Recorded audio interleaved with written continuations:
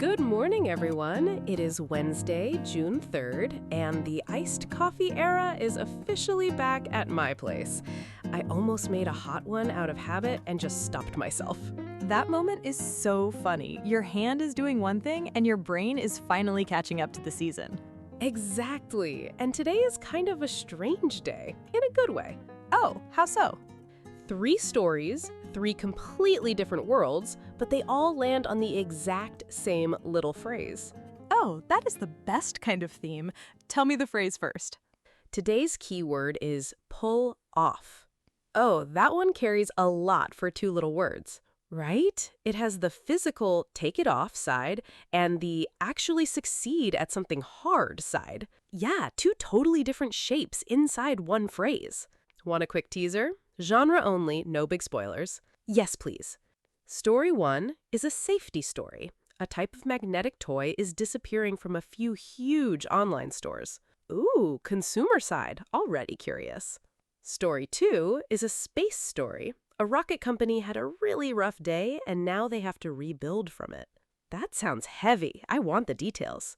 And story 3 is a sports story. A cyclist from Denmark is going for the very last piece of a career-long collection. A final piece. I love stories with that shape. A removal, a recovery, a final piece. Same 2 words, 3 different moods. I am already lined up for all 3. And if this is your first time here, welcome in. We take 3 real stories every day and turn them into a 10-minute chat. Hit subscribe if you want tomorrow's chat to find you. We would love that. Okay, let's start with the safety story. I am ready. Okay, story number 1. Australia's consumer watchdog, the ACCC, just told Amazon, eBay, and a couple more big retailers to pull a category of toys off their sites. Wait, what category? Like an entire type of toy? Yeah, it's these magnetic toys that use tiny but really high-powered magnets. Think small metallic balls or magnetic chess sets or those battle chess-style games. They're marketed as puzzles and desk toys. Oh, I've actually seen those in my feed. They look kind of mesmerizing, honestly, like you just want to play with them. Right? The magnets snap together with a satisfying click, but that's exactly the danger. Oh no, I can already feel where this is going. They're small enough to swallow and strong enough that if a child swallows more than one, the magnets find each other inside the body, and that can punch holes through the intestines. Oh, that's genuinely scary. I had no idea that was the risk. It is, and it's not just theoretical. Doctors have been warning about this for years. Once the magnets connect through the intestinal wall, surgery is basically the only option. Surgery on a kid from a toy? That hits different. The regulator literally called them, quote, potentially deadly small magnets. So this is not a small thing. Yeah, potentially deadly is a really strong phrase for a desk toy. Australia tends to be pretty strict on this kind of stuff, right? They are, and they moved fast. They sent takedown requests to 4 different retailers, and all 4 agreed to stop listing them and to put up safety notices for past buyers. That's a real win. So if you already bought one, what happens? A few of the retailers, including Amazon, are actually offering refunds. So if you have one of these sitting in a drawer at home, it's worth checking the brand and asking for your money back. Such a practical takeaway. And honestly, this is where our keyword fits perfectly. They made the retailers pull these things off the site fast. Exactly. 1 regulator, 4 retailers, 1 quick coordinated move. Not a bad day at the office. Honestly, that's a result. Okay, what's next? Story number 2. Blue Origin had a really rough week. Their massive new rocket, New Glenn, had a major explosion during a ground test. Oh, wow. A ground test? Meaning the rocket is not even flying yet? Exactly. It's called a static hot fire test. They bolt the rocket to the launch pad, fire up the engines, and check that everything works before an actual flight. That sounds like a really sensible thing to do. It is. But this time, something went very wrong. The engines fired, then there was an anomaly, and the whole pad ended up pretty much destroyed. Oh no! Was anyone hurt? That's the first thing I want to know. That's the lucky part. 0 injuries. And the satellites that were supposed to fly in this rocket were not on board yet either, so nothing valuable was lost in cargo. Okay, that's a huge relief, because when you hear rocket exploded, your brain just goes to the worst place. Totally. So then NASA's chief Jared Isaacman went on CNBC and gave this kind of carefully worded update. He said the repairs, quote, will take some serious time.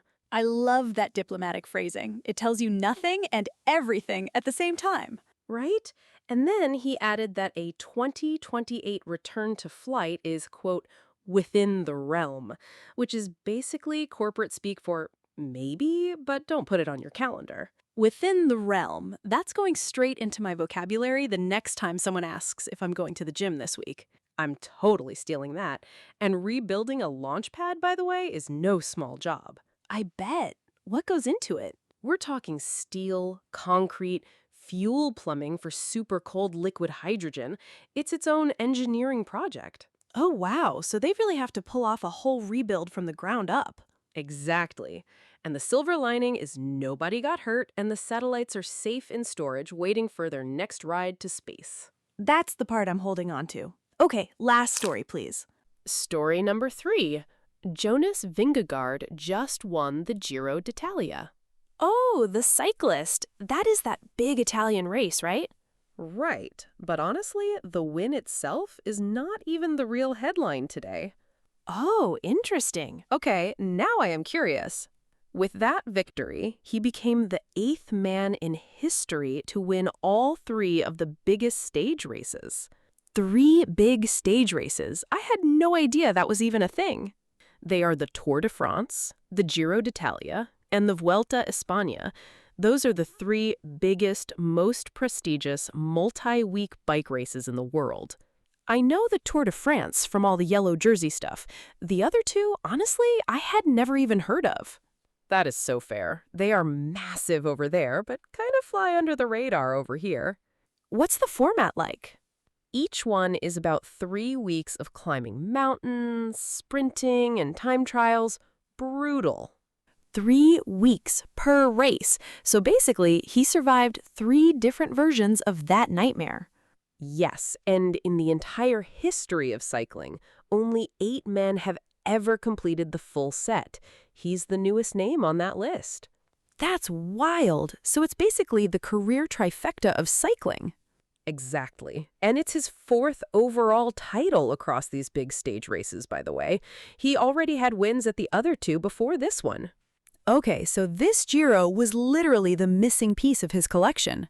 Right. And the deciding moment came late in the race, on stage 20, on this brutal mountain climb. He just attacked out of the group, and nobody on the planet could follow him. That's the kind of moment cycling fans live for. Pure storybook stuff.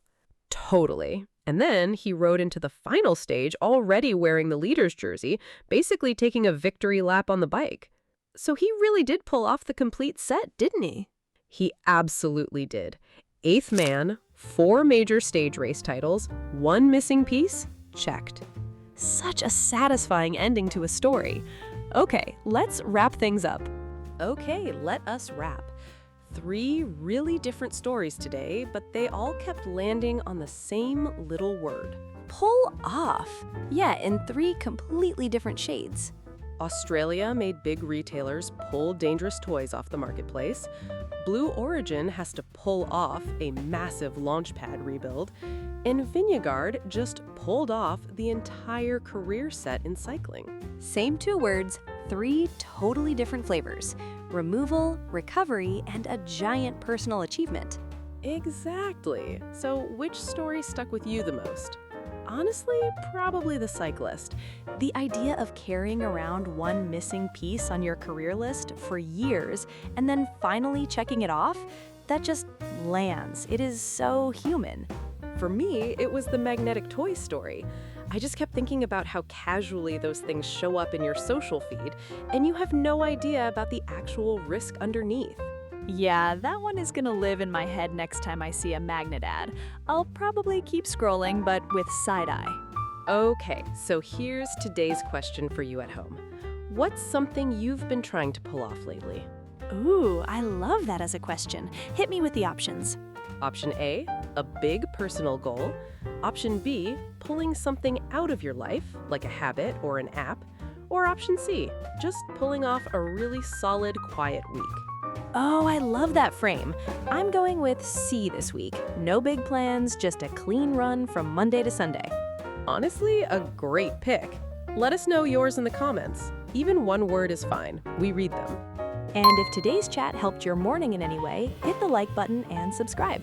We'll be right back here tomorrow with 3 new stories. Always the best part of the day. Hope you pull off something small today, even if it's just a clean cup of coffee. Bye for now.